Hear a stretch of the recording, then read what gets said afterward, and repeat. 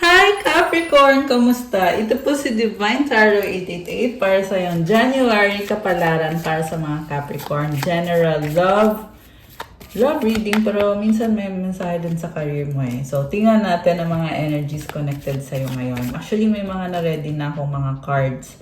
So, comment present nga para lang kung nanonood kayo. May person dito, mukhang magkagalit kayo or nagkaroon ng conflict sa inyo. So, sabi dito, I wish I could be a different person. The way I have treated you was wrong. Don't put up with my BS. So, may pagsisisi sa part ng taong to. Sobra siyang nag-iisip ngayon ng gusto niyang magkaroon ng pagbabago sa sarili niya. Kasi nga, nakagawa siya ng mga pagkakamali at natututo siya ng mga lessons niya ngayon. At, ayun na nga, don't put up with my BS kasi. So, may ginawa talaga siya na nagigilty siya ngayon. And then, this is the kind of person na nagkikare siya sa'yo, mahal ka niya, pero hindi kayo naging okay. Okay, so seek adventure together. It adds excitement to your journey. Wedding, take your relationship to the next level one step at a time. So, merong tumalikod, pero you are already committed.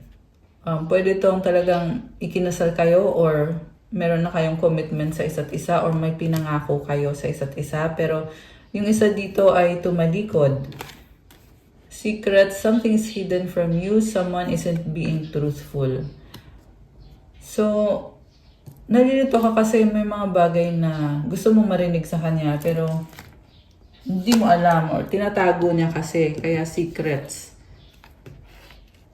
And like I said, ayun na nga, meron na kasing commitment or merong pinangako sa'yo itong taong to. Okay, tingnan natin na anong susunod for Capricorn. Dreams. Look to your dreams. They hold all the answers you seek. Sabi dito, may mga pangarap siya at gusto niyang i-pursue yung mga pangarap na yon. Okay. Wish, someone you wish for is coming into your life. And then anticipation, embrace a sweet anticipation of love's arrival in your life. It's coming. Okay, may hinihintay siya eh, connected sa mga pangarap niya.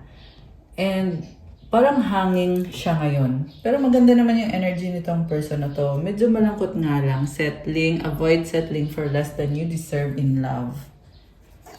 Okay, meron siyang mga pinapangarap na gusto niyang maabot ngayon. At mukhang merong delay, kaya nalulungkot. Feeling niya, kailangan niyang magtiis para ma-achieve itong mga pangarap na to. Ano pa? Ano pa mga messages? Why do I feel so lost? Oh my gosh. I can't do this right now. So may pag-iiwas, ano? I am blocked. Oh my gosh. I'm hearing also merong blockage na yan yung nag-cause ng conflict sa inyong dalawa or disagreement sa inyo. Okay, gusto kong tingnan from the tarot, ano bang intention sa'yo nitong taong to? Alisin ko muna tong mga cards dito. Ayan! So, intention sa'yo nitong taong kadil mo. Okay, anong intention niya kay Capricorn? Okay. Page of Swords. Okay, nakikurious siya. Marami siyang tanong. Okay, what causes this person is a Knight of Cups. Marami siyang pangarap pero hindi niya alam kung saan magsisimula, anong dapat gawin. May mga pangangailangan siya. And mukhang yun yung priority niya eh. So, connected to sa mga pangarap niya. Gusto niya mangyari sa sarili niya, sa buhay niya.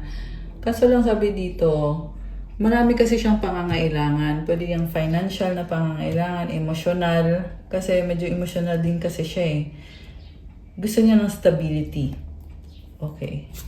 What lies above is a 7 of Pentacles. Feeling niya kasi, effort siya ng effort, pero hindi niya alam kung ano ba ang susunod na gagawin niya. Ano ba ang magiging desisyon niya. Paano siya magsisimula, magdidesisyon. What lies below is the Tower. May malaking pagbabago na hindi magandang nangyari. So, pwede to nagkaroon ng ending sa connection nyo. nagkaroon ng confrontation sa inyo.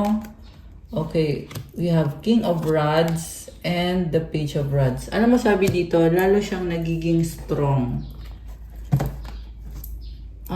Yung pinaka main energy, the High Priestess. Okay, with this High Priestess, nakikita ko tahimik lang siya. Pinipili niyang mag-isa. Very spiritual at malakas din ang intuition nitong taong to. Marami siyang alam, pero pinipili niya kasi na i-protect kung ano yung alam niya or i-protect yung sarili niya.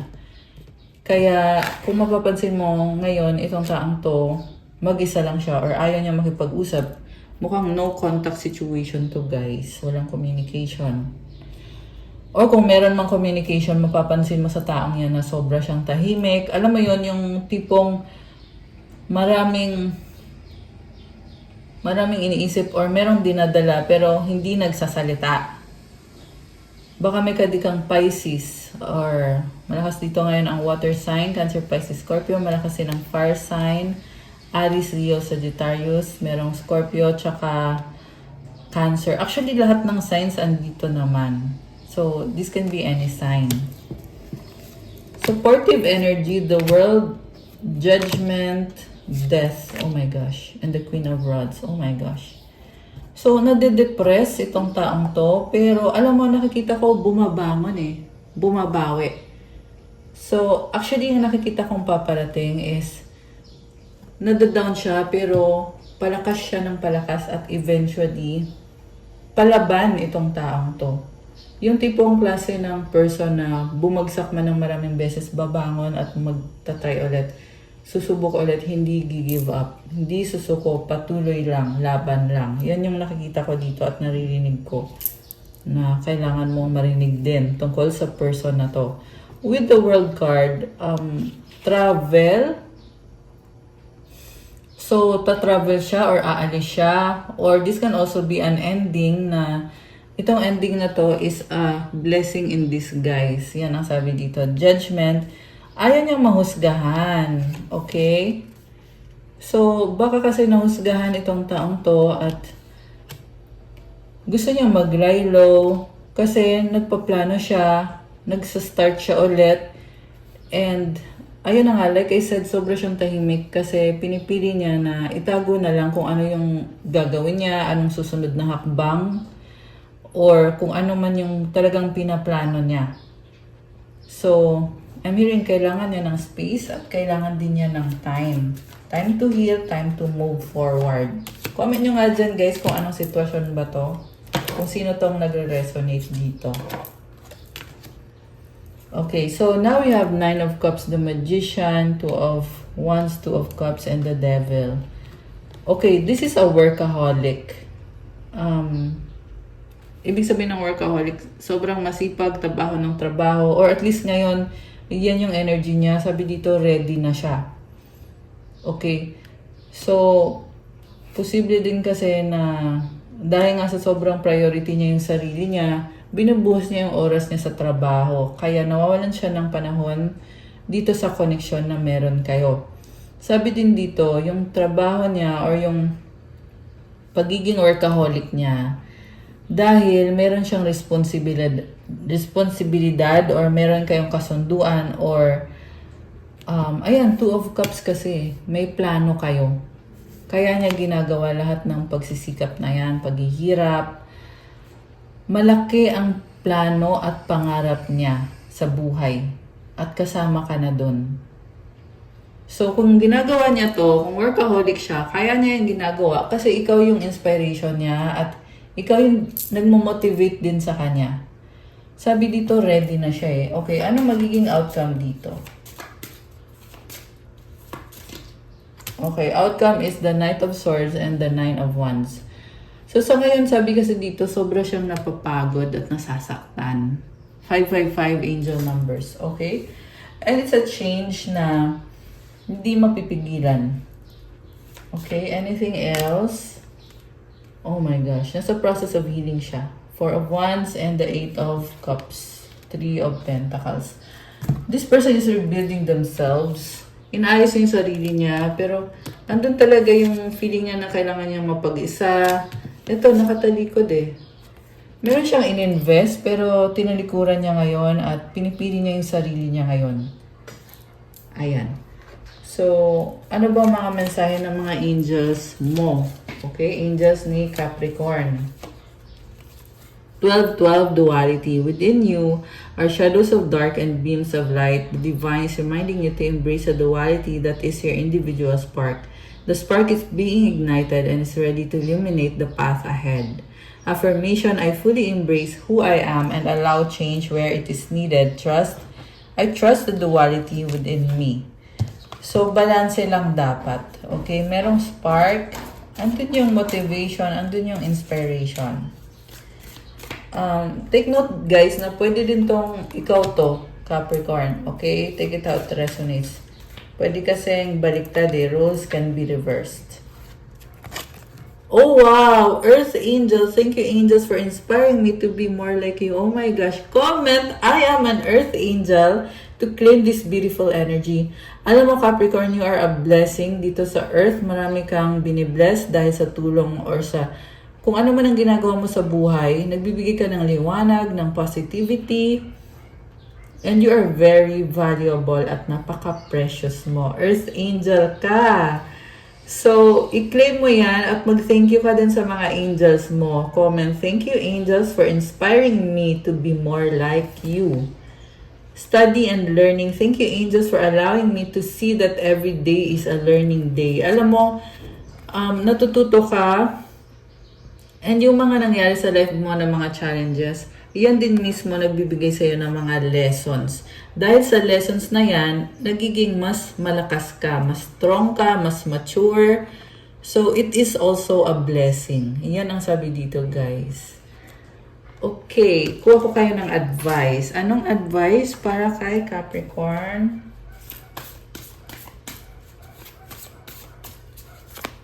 Okay, ito yung advice. Oh, despair. Dalawa. Intention. Intention is simply allowing the will and the mind to align and move in harmony. May I always focus on the highest.